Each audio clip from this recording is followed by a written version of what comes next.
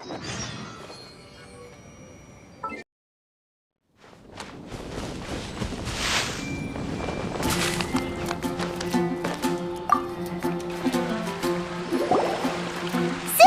we're here!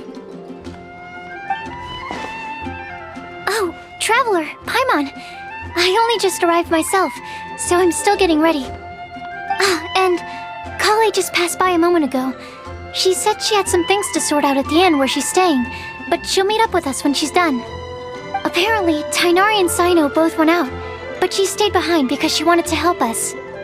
Not too bad. After reviewing it again with fresh eyes, I came up with a new theory which seems to hold some water. I'll attempt to explain it as simply as I can. I believe that each of the 4 things in the prophecy refers to a different field of knowledge. So, in a way, the prophecy is a test of the reader's intelligence. But it's unlikely for any one person to have expertise in all these different areas. So I suggest that we seek out one expert from each and get their opinion. Also, in 2 out of the 4 areas, the prophecy seems to want us to find specific people. It may even turn out that the people themselves are the answers. So it sounds like we should put our heads together and list out the people who can help us. Exactly. I think we can go through each riddle in turn and generate 4 groups of names to match the 4 questions. Alright, then let's start from group 1. The first riddle was, a flower that is not of this world. Personally, I would still go with Albedo for this one. Alchemy is the most likely to have to do with otherworldly things, and he is by far the leading expert in this regard. Exactly! You're the creator of the tetratanic sweet flower. Who knows? Maybe that's the flower we're looking for. Huh? You really think so? Oh, but what about Tighnari? He's a forest watcher and knows all about plants. If it's a flower we're looking for, maybe he's the man for the job. Alright, I'll add him to the list as well. On to group 2. This subject is a guide who will never get lost. That's kind of abstract. Does it just mean someone who never loses their way? Wait, but they have to be able to guide others too, so it's not quite as simple as that. Oh, you mean Mona? Yeah, she definitely counts. Mona. Yes, she certainly seems very confident, and she can use her astrology to guide people. Would Bennett count? Well, his luck's so bad that as long as you go in the opposite direction from him, you'll always be going the right way, right? I see. I suppose I can't argue with that logic. Add him to the list. Finding everyone won't take long, so one extra person won't hurt. I know. Would Outrider Amber be a valid candidate for this category as well? Yeah, she would! She's got a great sense of direction after all. As a matter of fact, when the Traveler and Paimon first came to Mondstadt, she was actually the one who gave us directions. Yes, she's certainly a good guide. Is there anyone else? Let me think. Yes, I believe there may be one more. Albedo once made a set of equipment for Mika from the reconnaissance company. He's their surveyor, and an exceptional pathfinder. He's even instructed others in the discipline of surveying before. So, in my view, he's highly unlikely to lose his way, and would be very good at helping others find theirs. Cool! Another one for our list! Wait, Collei should have been here by now. Wonder what's taking her so long. Sorry, could we continue our chat somewhere else? Oh, you wanna go see how she's doing, right? Sure, let's all go.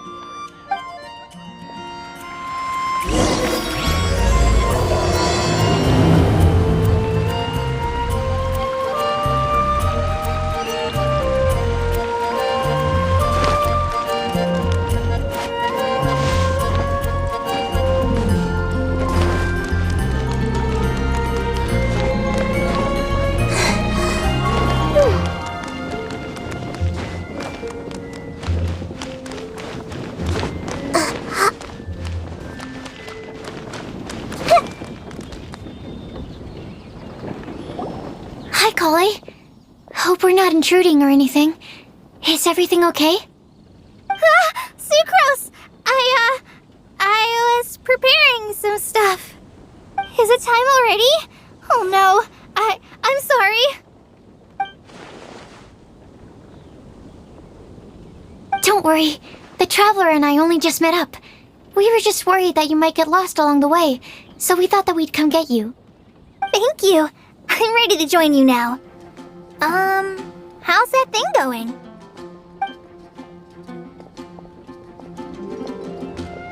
So let's pick up where we left off. Next up is the third line. One who would never lie. Anyone spring to mind? You really think so? Seems like it would be pretty difficult for someone in his position to avoid having to lie.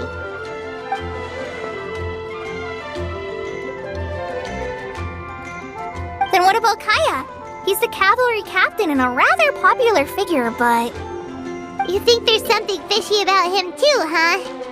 Yeah, he's definitely a sneaky one. Bet he lies all the time. I can't help but agree with you there. There's the tone-deaf bard. But on second thought, he wouldn't qualify either. He talks way too much nonsense. Is there anyone else we're missing? Acting Grandmaster Jean? She has a good name in that regard. But from what I know, she sometimes covers up the truth out of concern for those around her. For example, when Lisa loses track of time in the library and misses her patrol shift, Jean will come up with some excuse, like Lisa's ill today. Also, she sometimes makes up stories to get Klee to behave, like the one about the big monster that comes to catch naughty kids who don't go to bed on time. Do you think that rules her out? White lies are still lies, but do we really have to reject her because of some harmless fibs? It's not like she had evil intentions. No, we're the ones being strict. Rosaria doesn't strike me as the type of person to lie. Oh, Collei, you probably haven't met her yet, have you? She's a sister from the church who looks, a little scary and not very sociable. She stopped by the alchemy bench once, a long time ago, and asked me about Albedo. I thought maybe she was trying to find him, for work or something. But when I asked, she just said that she was curious about him because he was so intelligent, and wanted to talk to his assistant to find out what he was like. A lot of people might have given a more tactful justification, but I could see in her face that she wasn't trying to hide anything. She was just very direct and straightforward. That's why I don't think of her as the lying type. Rosaria doesn't look like the sort of person you'd want to get into a fight with. Maybe she just fights her way out of situations that some people might lie to get out of. I can definitely see that. I've also heard the other sisters say that Rosaria doesn't even make excuses when she skips choir. She just doesn't show up. She's a tough cookie, huh? Let's put her name down.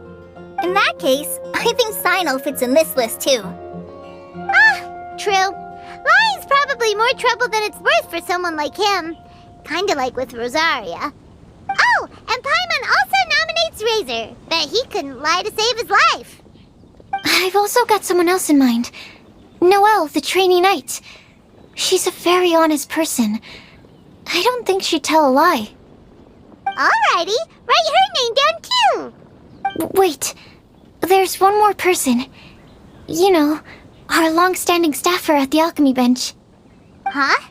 You mean Timaeus? Yes, him. Truth be told, he's been love-struck recently. He swore that he wouldn't say a dishonest word or slack off until he succeeds in getting the woman he loves. Timaeus has a crush? Yes, that's right. Well, who is it? Do you know her? I've never met her. All I know is that she's from Liyue. Timaeus says that she's fun, has a great personality, and is very, very good looking. Since we're on the topic, helping Timaeus win the lady of his dreams was also one of my goals for this Windbloom Festival. But how can we help with that? I don't know. Make sure he uses nice paper and a fancy envelope when he sends letters to her. Help him pick a nice gift and wrap it properly. That sort of thing. Yeah. I had the same situation once in the Avidia Forest. I helped another forest ranger out by delivering a love letter to the coworker she likes. Yep, that sort of thing exactly. Oh, also, I helped him with some of the groundwork for one of his research projects. He must have appreciated it, because he gave me a refrigeration device that he's been developing as a thank you gift. Is it any good? I mean, it looks nice. Sounds like a no. Alright, guess we'll put Loverboy down on the list then. Okay, so last of all, we have a legend that never ends. Anyone come to mind for this particular line? Lisa, perhaps? A librarian understands books best, and aren't most legends written down somewhere? When I think about legends, fairy tales and picture books come to mind. Maybe Collei. She read a lot of fairy tales when Tighnari was teaching her to read. Oh, do I count? Of course you do. I'll put you on the list. I prefer to read things like an illustrated analysis of alchemical substances and their uses, the fascinating principles of crafting, and hypotheses of life. Point taken. Paimon didn't quite understand any of those. Collei might be a good choice. Her mother, Alice, is a renowned traveling author, so I'll bet she's been exposed to all sorts of myths and legends. Alright then, Collei makes the short list. Well, that should just about do it. Next up, we should go and ask the people on the list about the prophecy. Do we have to ask absolutely everyone on the list? It seems like a lot of people. It is. So, I was thinking that perhaps we should split up. That might make our search more effective. Okie dokie. Also, I've thought of a method of gathering feedback. No problem. We can do that. You and the Traveler are practically joined at the hip, so you two can go together. I'll pair up with Collei. Capable Collei and sensible Sucrose. Sounds like a winning combination. Okay, I promise I'll help. Capable Collei. Yeah, I got this. Rest assured that the unbeatable Traveler and Paimon will do our part too. Off we go!